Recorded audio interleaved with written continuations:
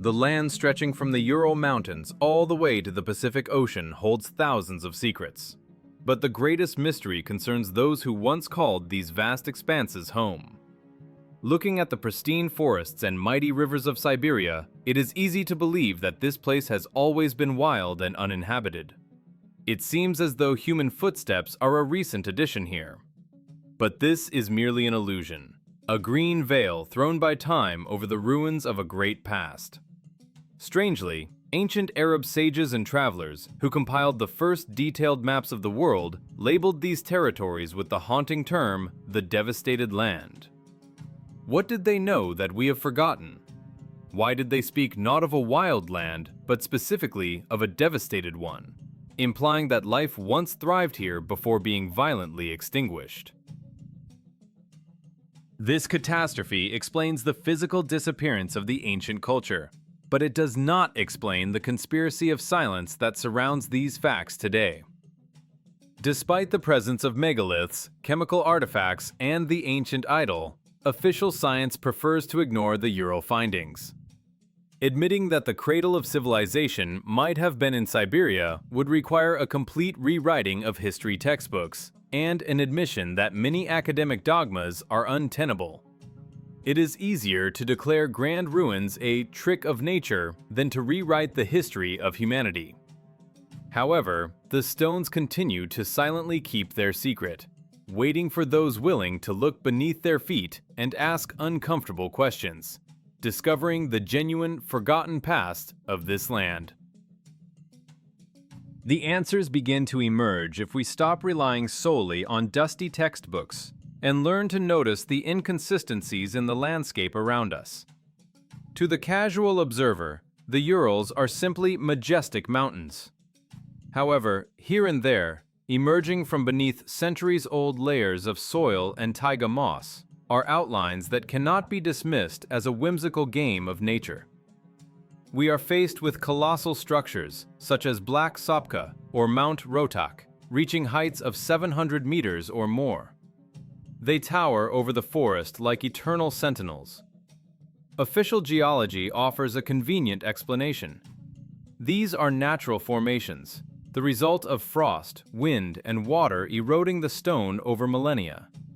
But one only needs to get closer for this tidy theory of chaotic natural processes to crumble into dust. There is simply too much mathematically precise accuracy in these rocks. Instead of shapeless boulders, we see constructions composed of massive megalithic blocks of granite, syenite, and basalt. These blocks possess a strikingly regular shape, with flat facets and sharp, almost perfect right angles. In some places, cuts remain that are so smooth it looks as if a giant tool sliced through the hardest rock without meeting any resistance. These are clear signs of mechanical processing, evidence of technology that seems out of place in the ancient world. The stones do not merely lie atop one another, they are fitted together with a mastery that rules out chance, speaking of a civilization capable of managing colossal resources. If the origin of the shapes can still be debated, the chemical composition of the findings leaves even the most hardened skeptics at a dead end. During research on one of these pyramidal peaks, known as Mitigay, a strange coating was discovered on the surface of the giant blocks, a thin layer of black, glossy resin. Laboratory analysis showed that this was not lichen or accidental residue, but an artificially applied compound. But the real sensation was the age of this substance. Radiocarbon dating placed it at 30,000 years old. This is the deep Paleolithic era, the Ice Age, when, according to accepted chronology, humans were supposed to be huddling in caves with primitive scrapers. However, the find in the Urals testifies to the existence of advanced chemical production in those times. Moreover, this coating had a specific functional purpose.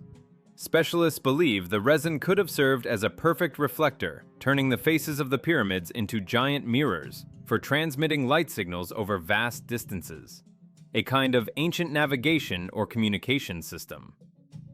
In other places, on cone-shaped structures, this same compound was used as a super-strong binding material, working at the molecular level to turn the masonry into a monolith.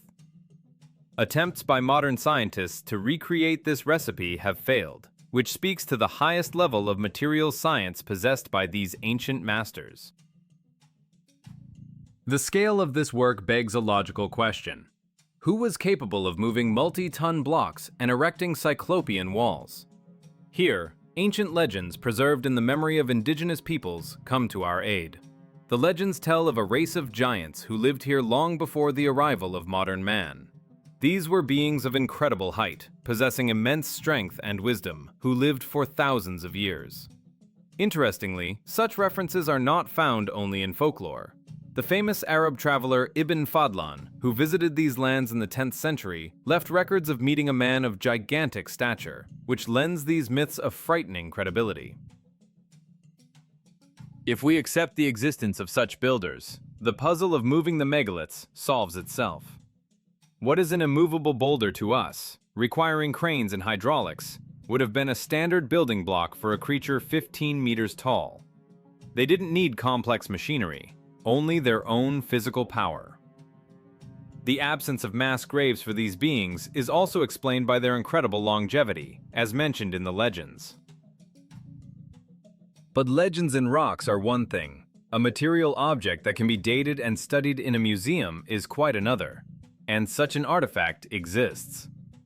At the end of the 19th century, in the Shigir peat bog, gold miners pulled a huge wooden statue covered in complex ornaments from the depths. The Big Shigir Idol, as it was later named, became a true shock to science. Radiocarbon analysis showed its age exceeds 9,500 years. It is twice as old as the Egyptian pyramids and predates any known civilizations of the Middle East. The complex system of symbols and faces carved into the idol testifies that its creators possessed a developed culture, mythology, and perhaps proto-writing. This is irrefutable proof that a highly advanced civilization flourished in the Urals at a time when Europe was still in the Stone Age. Where did this powerful world vanish? Why do only ruins and encrypted idols remain? The answer likely lies in a global catastrophe of planetary scale. Ancient texts and geological data point to an event, whether the impact of a celestial body or a pole shift, that triggered a giant tsunami and tectonic shifts. Flourishing cities were instantly destroyed, buried under layers of silt and clay, and the survivors were thrown back in development by thousands of years, retaining only vague memories of a golden age. It was this event that turned a densely populated region into the very devastated land recorded by Arab cartographers. For the ordinary traveler deciding to walk the tourist trails of the Urals, these places appear as a majestic kingdom of wild nature.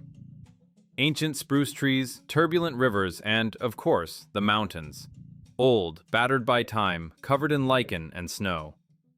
But as soon as a person with critical thinking and a keen eye steps off the beaten path and ventures deeper into the wilderness, the familiar picture of the world begins to relentlessly transform. The Urals reveal their true face, and this face stuns the imagination with colossal structures, the creation of which is impossible to imagine without the participation of a highly developed mind and immense technical capabilities. In the very heart of the taiga, where geological expeditions rarely venture, silent witnesses of past eras stand before researchers. These are grand elevations, which in scientific circles are simply called mountains or hills, but their appearance evokes a persistent sense of artificiality. Striking examples are objects like Black Sopka or Mount Rotak. Their height reaches, and sometimes exceeds, 700 meters.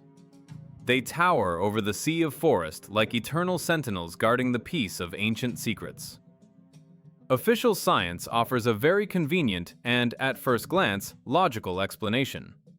We are looking at nothing more than a whimsical game of nature, the result of thousands of years of weathering, erosion, and tectonic activity.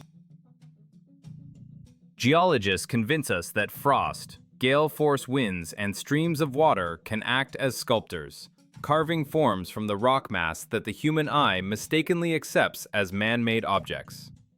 According to this version, the giant stone blocks that make up these mountains are merely natural remnants, the result of rock cracking under temperature changes.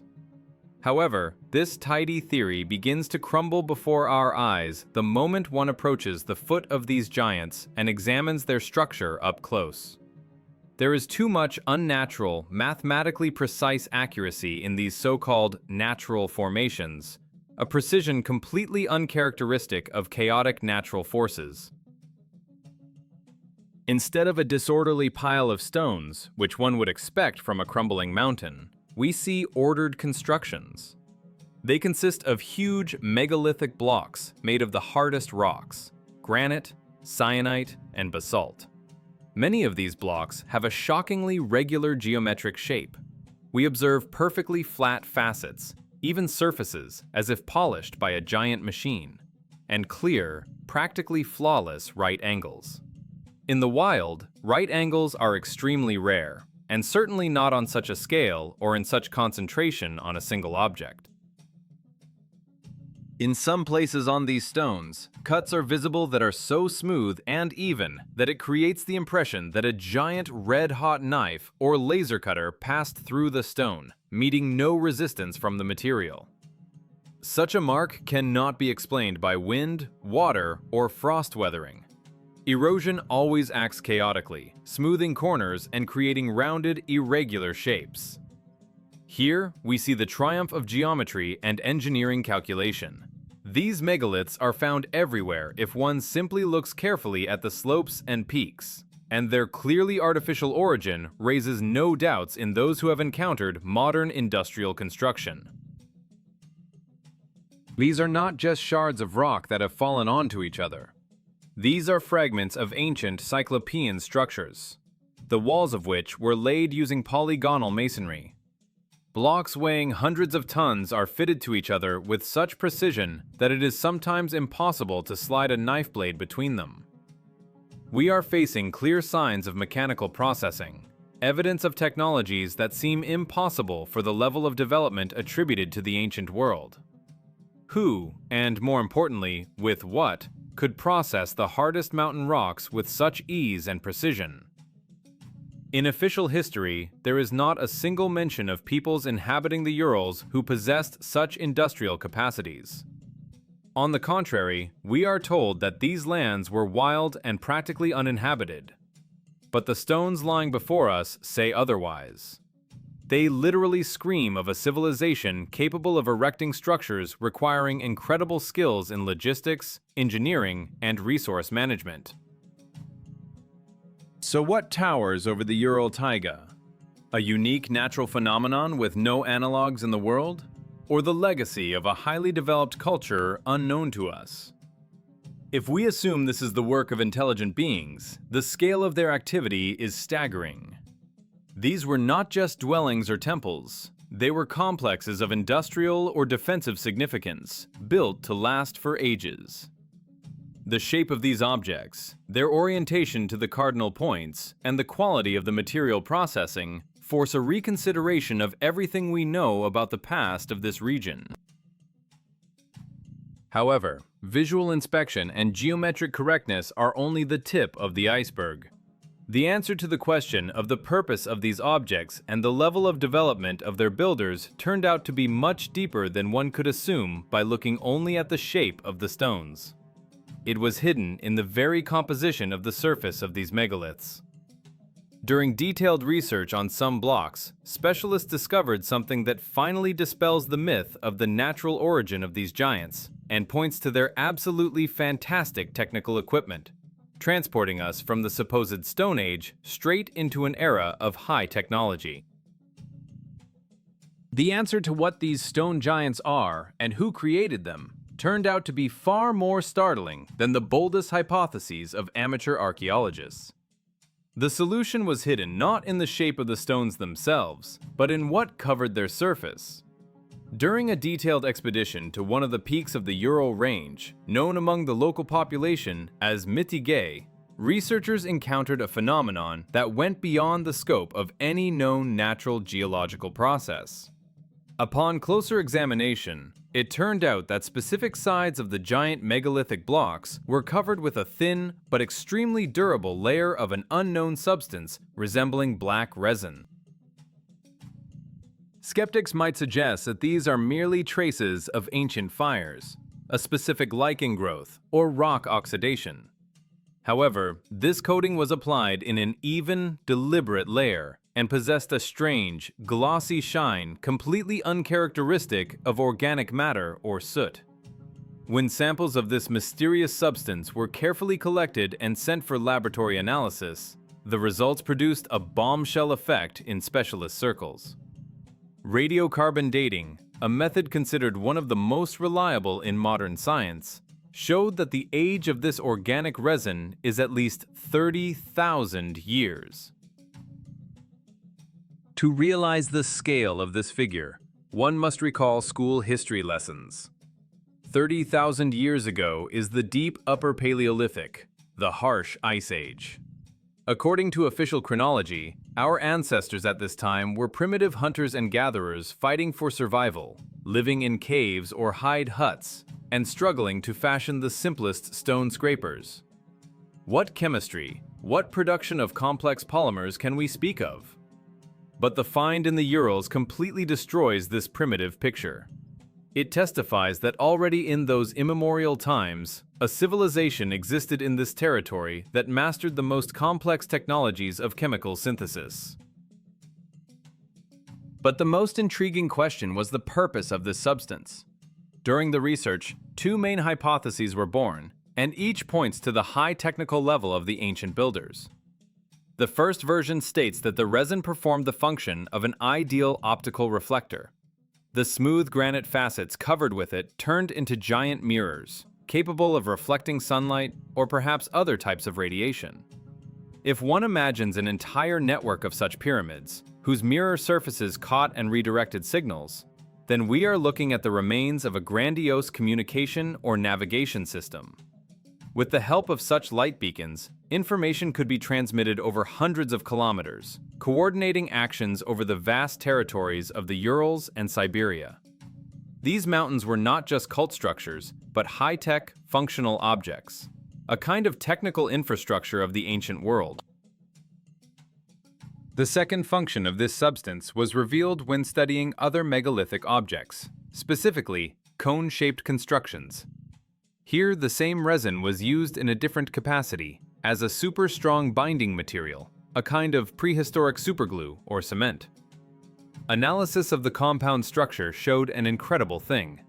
The foundation of the structures was often a natural rock outcrop, but the superstructures were composed of separate blocks held together by this compound. It created such a strong bond at the molecular level that the construction became practically monolithic. The seam turned out to be stronger than the stone itself. It is thanks to this unique glue that ancient buildings were able to survive 30,000 years of erosion, temperature changes, and the harsh Ural climate, preserving their shape to this day. It is also striking that attempts by modern scientists to recreate the exact chemical composition of this resin have failed. Despite all the achievements of our civilization in the fields of nanotechnology and organic chemistry, we cannot repeat the recipe used by unknown masters in the glacial epoch. This suggests that their level of knowledge in material science was incredibly high, and possibly based on principles completely different from our science. We have encountered a technology that was not just ahead of its time, it seems alien to the familiar history of humanity. The presence of such technologies, long-distance communication systems, and super-strong construction mixtures conclusively proves the existence of an advanced civilization. But these discoveries give rise to a new, even more complex question. Chemistry and optics are the sphere of intellect. However, to erect such monuments, incredible physical force was also required. Who could lift these multi-ton boulders to the mountain peaks? They had the technology, but what was their physical nature? The answer to this question is frightening in its fantastical nature. yet it has been preserved in sources that science turns to extremely rarely, in ancient legends that we are used to considering fiction, but which now acquire a frightening realism. The technological level of the ancient builders of the Urals, who possess the secrets of complex chemistry and geopolymer concrete, undoubtedly leaves modern academic science at an impasse. However, the solution to their incredible capabilities may lie not only in the realm of lost mechanisms, lasers, or anti-gravity devices, but in the very physical nature of those who created these mechanisms. When engineering logic is powerless to explain how multi-ton boulders were lifted to mountain peaks without the use of heavy machinery, the collective memory of the people comes to the rescue. It is here, among the gray-haired elders of the Urals, passed down from generation to generation, from father to son, that legends survive. Stories that seem like fantastic fairy tales to the modern city dweller, but in the light of recent geological discoveries, acquire a frightening credibility. These legends, the age of which significantly exceeds any written chronicles, tell of times when the masters of this land were not ordinary people, but a race of giants. Ancient tales say that many thousands of years ago, the vast expanses from the stone belt to the ocean were inhabited by a tribe of beings of unusually tall stature, reaching the height of a mature tree. According to the legends, these were not isolated genetic anomalies, but an entire flourishing civilization uniting several nations of giants. Folk memory describes them not as wild, bloodthirsty monsters from children's horror stories, but as wise and powerful guardians of the earth. They possessed knowledge inaccessible to the common man, understood the secret language of nature, knew how to control the elements, and lived incredibly long lives. Sometimes their age spanned thousands of years, allowing them to accumulate colossal experience and pass it on without distortion. For a long time, these stories were perceived by ethnographers purely as metaphorical folklore. However, there are amazing testimonies left in authoritative written sources that force us to look at the legends from a different angle. One of the most striking documents is the notes of the famous Arab historian, diplomat, and traveler Ahmad ibn Fadlan. Living in the 10th century, he was a man of science and civil service, not a collector of tall tales.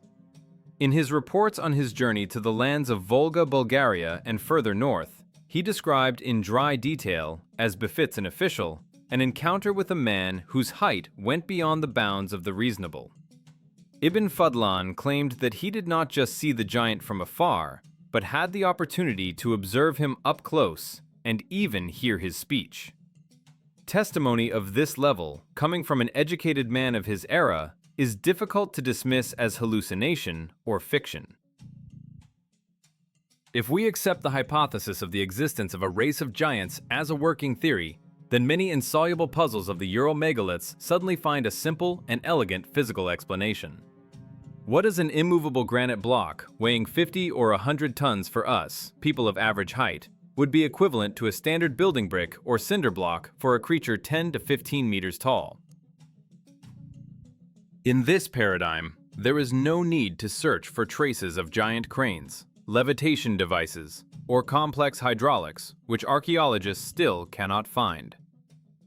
Possessing incredible muscle mass and a corresponding skeleton, these beings could easily carry, lift, and perfectly lay stone boulders using only their physical strength and the simplest levers. The scale of their buildings was absolutely commensurate with their own height and domestic needs.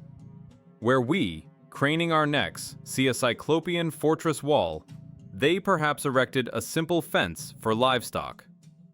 Where we look with awe at a colossal pyramid, for them, it might have been an ordinary technical structure or an observation post. Even the skeptic's argument regarding the absence of mass graves of giants finds a logical explanation within the legend itself. If these beings lived for several thousand years, as the legends claim, then the turnover of generations occurred extremely rarely. Consequently, there were disproportionately fewer deaths than in human society. Necropolises of giants cannot be extensive by definition, and isolated burials over tens of thousands of years could have been destroyed by natural cataclysms or hidden in inaccessible mountain caves where the foot of a modern researcher has not stepped. Thus, the legends of giants fit perfectly into the picture painted for us by the silent stones of the Urals. This theory explains the gigantism in construction, the absence of traces of machine technology, and even the demographic features of the ancient population. However, for the strict scientific world, oral traditions and the notes of a medieval Arab will always remain in the category of mythology. Skeptics are not satisfied with words. They need something that can be measured, weighed, and subjected to analysis in a laboratory. They need an ironclad argument. And the irony of fate lies in the fact that such an argument actually exists. Deep in the Ural earth lies not just a beautiful fairy tale, but a real, tangible artifact. This is material proof that not only confirms the presence of an ancient high culture here, but also proves that it is much, much older than the Egyptian pharaohs and all ancient civilizations known to us. Legends and tales, however thrilling they may be, often remain merely echoes of folklore for strict academic science, lacking evidentiary power.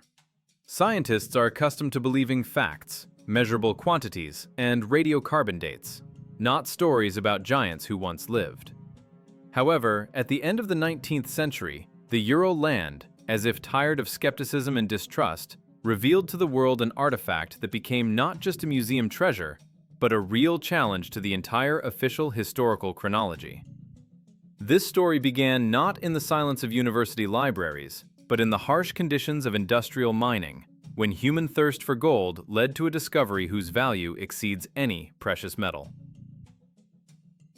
In 1890, in the territory of the Shigir peat bog, located northwest of Yekaterinburg, gold miners were conducting active excavations.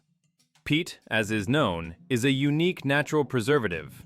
Thanks to the lack of oxygen access and a specific acidic environment, organic matter does not decompose in it for millennia. It was from this dark, swampy depth that workers began to extract strange fragments of processed wood. When the find was handed over to specialists and a single composition was assembled from the scattered parts, a huge statue carved from a solid trunk of larch appeared before the astonished researchers. In its assembled form, this monument, known today as the Big Shigir Idol, reached a height of 5 meters and 30 centimeters, which is comparable to the height of a 2-story house. But the colossal dimensions were not the main mystery of this object. The entire surface of the wooden body of the idol was covered with a complex, rhythmic, geometric ornament. It was crowned by a volumetric head with a dispassionate, mesmerizing face, and along the entire length of the trunk, several more flat faces were carved. Faces, each crowning a separate figure inscribed in the general array. All these faces are different. They look at us from the depths of centuries, with frightening expressiveness. These are not the chaotic notches of a savage trying to pass the time by a fire. This is a coherent system of symbols, a complex work of art carrying a deep semantic subtext. Researchers are still arguing about the meaning of these signs: a map of the starry sky, a calendar, a hierarchy of spirits, or an encrypted history of the creation of the world. One thing is clear: we are facing a product of the highest culture and abstract thinking. However, the real shock awaited the scientific world much later, in our days, when technology allowed us to look deep into matter. The advent of accelerator mass spectrometry made precise dating of the artifact possible. Several independent examinations conducted by leading laboratories in Germany and Russia gave the same practically incredible result. The age of the Big Shigir Idol is between 11 and 12,000 years. This figure does not just surprise, it shocks and requires a complete revision of history textbooks. To realize the grandeur of this discovery, a simple comparison is enough. The Great Pyramids of Egypt on the Giza Plateau, traditionally considered the symbol of ancient monumental architecture, were erected about 4,500 years ago. The Shigir Idol is more than twice as old. When the ancient Egyptians were just beginning to settle the Nile Valley, this wooden giant was already standing in the middle of the Urals as an ancient shrine, counting thousands of years of history. It is older than legendary Sumer, older than Babylon. It was created long before the flowering of the civilizations of Greece and Rome. It appeared when, according to the official version, scattered tribes of primitive hunters who barely knew how to process stone were roaming Europe. The presence of such an artifact completely destroys the myth of the wild and uninhabited Siberia of the past. This is a tangible object that you can see with your own eyes in a museum, and its age is a strict scientific fact, not a hypothesis. This fact leads us to an undeniable conclusion. At least 11,000 years ago, a highly developed civilization was already flourishing in the territory of the Urals. The people of this culture possessed filigree wood processing techniques, had a complex worldview, and, most importantly, had a developed system of symbolic communication, in essence, proto-writing. They left us their message, encrypted in faces and zigzags, but we, their civilized descendants, have turned out to be unable to decipher this code. This is direct proof that the concept of human development ex oriente lux, light from the east, asserting that all culture originated in Mesopotamia, is fundamentally incorrect. The history of humanity is much deeper, more complex, and possibly has completely different geographical centers of origin. So we now have in our hands all the links of a single chain that cannot be ignored. We see incredible megalithic structures whose geometry contradicts the laws of erosion. We find traces of high chemical technologies in the form of ancient polymers that were tens of thousands of years ahead of their time. We hear echoes of memory in legends about wise giant builders. And finally, we have a material, dated artifact that leaves no stone unturned in the usual chronology. There is no longer any doubt. We are standing on the ruins of a great and ancient civilization that was the cradle of humanity. But the realization of this fact only more sharply poses the main, most tragic and frightening question before us.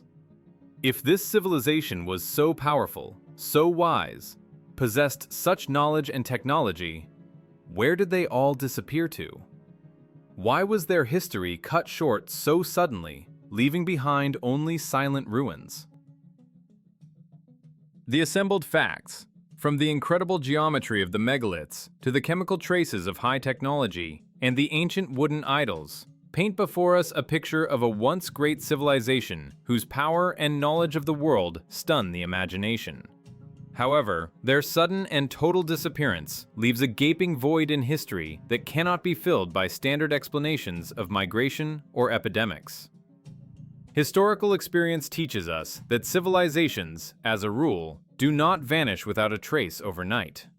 They fade over centuries, go through stages of decadence, are assimilated by conquerors, or pass their achievements on to cultural heirs. But in the case of the ancient Urals, we observe a completely different picture. A sharp break, a finale that came instantly, as if a giant hand erased a whole world from the face of the earth with one ruthless movement. The answer to this grim riddle comes to us again from the depths of folk memory, from the same ancient tales that spoke of giants. A chilling narrative of a global catastrophe, an event that divided time into before and after, runs like a red thread through these legends. The legends of many peoples inhabiting Siberia and the Urals speak of heavenly fire and the subsequent Great Flood that destroyed all life. However, judging by the descriptions, this was not the gradual and smooth rise in sea levels that geologists talk about in the context of melting glaciers. The legends describe a cataclysm of a completely different scale, and, more importantly, a different physical nature. An instant, all-destroying event caused by external, cosmic forces.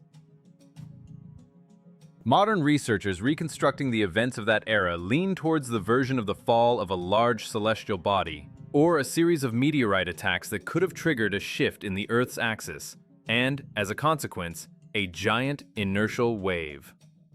Imagine a wall of water several kilometers high rolling across continents at supersonic speed, sweeping away everything in its path.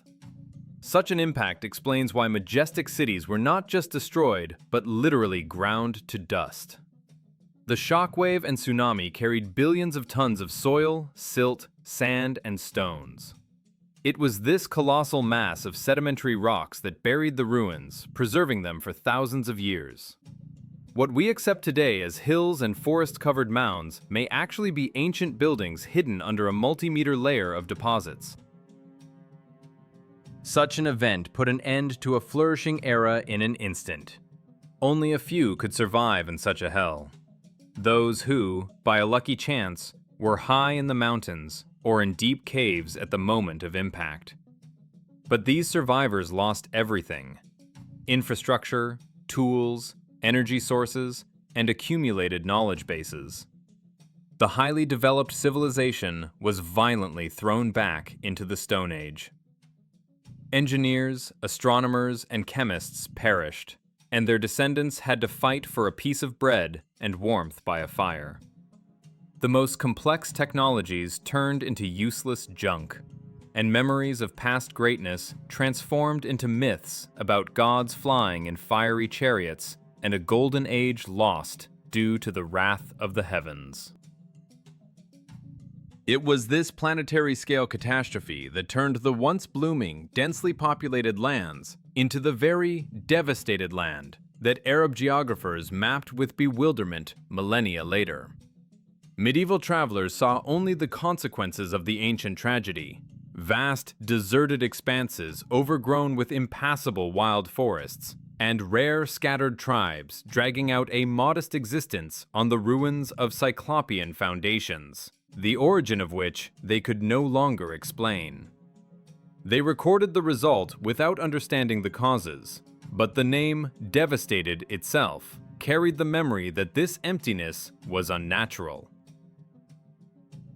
Moreover, we find traces of this global tragedy not only in the Urals, which confirms the planetary nature of the disaster. Like mournful monuments to a perished world, similar destroyed megaliths are scattered all over the Earth. Recall the grandiose terrace of Baalbek in Lebanon, composed of 1,000-ton slabs that modern machinery cannot even budge. Who began this construction, and why? And why was it so abruptly interrupted, leaving finished blocks lying in the quarry? Recall the mysterious ruins of the underwater city of Yonaguni off the coast of Japan, or the megalithic complexes found off the coast of Cuba at great depths, where streets and pyramids are clearly visible. Recall the underwater structures of Fuxian Lake in China. All these objects share a single signature.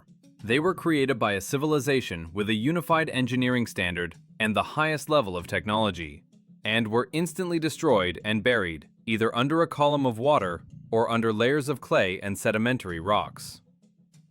These are links in one chain, proof that the catastrophe redrew not only the map of the Urals, but the face of the entire planet, interrupting the development of humanity on the rise. Thus, the hypothesis of a global cataclysm gives a logical, albeit frightening, explanation for why a powerful culture disappeared physically, leaving us only debris and legends. Nature took its toll, hiding the traces of the tragedy under the green cover of the taiga. But this explanation concerns only the past. It gives absolutely no answer to another, perhaps even stranger and more outrageous fact of modern times. Why today, in an age of information abundance, satellite scanning, and breakthrough scientific discoveries, do we continue to live as if these finds do not exist? Why does history, which literally lies under our feet and is confirmed by laboratory analyses, remain a secret behind 7 seals, known only to a narrow circle of enthusiasts, while official science maintains a deathly silence? The global cataclysm provides a frighteningly logical and exhaustive explanation for the physical disappearance of the ancient civilization, turning its majestic cities into dust and vague legends. However, the elements, no matter how destructive, are powerless to explain another, no less strange and disturbing phenomenon of modern times: the conspiracy of silence that shrouds these findings in a thick veil today. We live in the information era, where any archaeological sensation, however minor, instantly flies around the globe. We are used to hearing about every new hieroglyph found in the tomb of an Egyptian pharaoh, about every shard discovered at an ancient human site in Africa, about every stone of Stonehenge, whose purpose has been debated by the world's leading minds for centuries. Mass media, streaming platforms, and authoritative scientific journals dedicate thousands of articles and documentaries to this, shaping our understanding of the past. But ask yourself a simple question.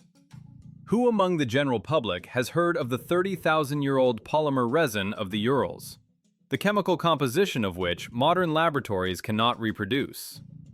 Who has seen in prime time on Central Television a detailed story about the megalithic walls and pyramids of Siberia, which, in their scale, are not inferior to, and sometimes surpass, the celebrated wonders of the world? Why does the Big Shigir Idol, which has been laboratory proven to be twice as old as the Pyramid of Cheops, and is the oldest known monumental wooden artifact of humanity, not stand in the public consciousness alongside the most famous treasures of the Louvre or the Cairo Museum? Instead of heated discussions and scientific conferences, we observe a deafening, ringing silence from official academic science. Facts that cannot be denied are either stubbornly ignored or given hasty and unconvincing explanations in the spirit of a whimsical game of nature and natural weathering. Those discoveries that absolutely cannot be written off as geology are simply hushed up, settling in small circulation regional collections absolutely inaccessible to the common person. Rhetorical but no less acute questions involuntarily arise. Why is this happening? Is it really easier and more convenient for modern science to stick to the old, long-written and approved picture of the world, where all great civilizations originated somewhere far away in the Middle East or the Mediterranean, and the northern latitudes always remained the periphery of history? The answer likely lies in the inconvenient truth that the recognition of the Ural civilization carries. If it is officially confirmed that a highly developed culture existed in the territory of the Urals and Siberia tens of thousands of years ago, possessing technologies unavailable to us today, this will trigger a domino effect that will bring down the entire building of modern historical science. It will require rewriting thousands of textbooks, revising hundreds of doctoral dissertations, and canceling established doctrines and theories on which entire scientific careers and the reputations of respected institutions are built. To admit this means to sign off on one's own incompetence and admit that the chronology of human development taught to us in schools and universities is fundamentally flawed. Perhaps there is something more behind this silence than just academic inertia. It may be profitable for someone to maintain the myth that these lands were wild, uninhabited, and historically empty until the late Middle Ages. It may be profitable for someone that we do not know about our great and mysterious past, about the legacy that literally lies beneath our feet, awaiting its hour. This knowledge is capable of changing the self-awareness of a people, forcing us to take a fresh look at our place in the world. But where official science, bound by grants and dogmas, is silent, the stones begin to speak. And their language is understood by enthusiasts. Independent researchers, practical geologists, travelers, and ordinary local residents who have kept ancient traditions for generations. It is thanks to such indifferent people, thanks to those who are not afraid to ask questions and go against the current, that the veil of secrecy is beginning to lift little by little. We spend years studying the history of South America, admiring Inca masonry, traveling to China or Europe to touch antiquity. but we know tragically little about the land that is our home. We seek answers to the greatest mysteries of humanity in distant countries, not even suspecting that the main one is right here, nearby. We are literally walking on shards of a great proto-civilization, on the ruins of cities and sanctuaries hidden under a thin layer of sod, moss, and human oblivion. This is our main treasure, which does not need to be sought in distant lands. This is a whole page of our genuine, rewritten, and forgotten history that was stolen from us. The true chronicle of the Urals and Siberia is only just beginning to open to us, and its pages are being written not in the silence of offices, but here, on hikes through the wild taiga, on the peaks of ancient mountains, and on the shores of sacred lakes. And each of us can become a co-author of this discovery. To do this, one does not need to be a professional archaeologist with a scientific degree. One needs only one thing: to stop being indifferent to one's land, to cast aside imposed stereotypes, and to start looking more closely beneath one's feet. The truth is not out there somewhere. It is here, and it is waiting for us to be ready to accept it.